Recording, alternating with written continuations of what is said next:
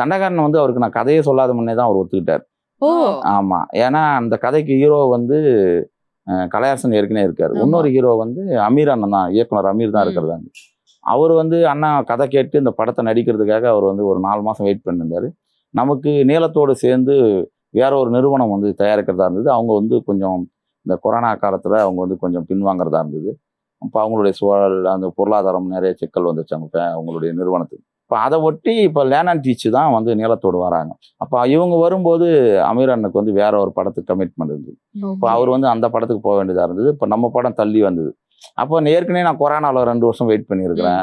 அப்படின் போது எனக்கு வந்து உடனே அப்புறம் நம்மளை நம்பி இவ்வளோ நடிகர்கள் இருக்காங்க, டெக்னீஷியன் இருக்காங்க, அப்புறம் இவங்கெல்லாம் காத்துட்டு இருப்பாங்க. அப்போது நம்ம என்ன பண்ணுறோன்னா அமீர் அண்ணன் இல்லாமல் நம்ம படம் பண்ண வேண்டிய ஒரு நெருக்கடி இருக்குது. அப்போது நான் உடனே வந்து இப்போ வந்து 10 நாள் தான் ஷூட்டிங் இருக்குது. இப்போ இது மாதிரியான நெருக்கடியில் ஒரு ஹீரோ வேணும்னா பெரும்பாலும் வேற யாராக இருந்தால் ஒத்துக்கவே மாட்டாங்க.